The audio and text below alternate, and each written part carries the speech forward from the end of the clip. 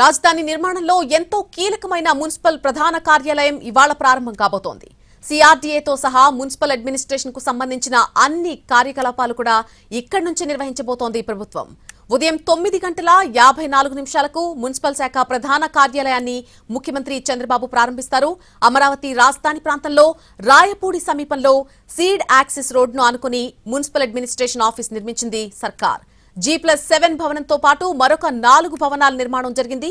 CRDA అలాగే ADCL తో పాటు మున్సిపల్ శాఖకు సంబంధించిన అన్ని విభాగాలు ఒకే చోట నుంచి కార్యకలాపాలు నిర్వహించేలా నిర్మాణాలు చేసింది ప్రభుత్వం.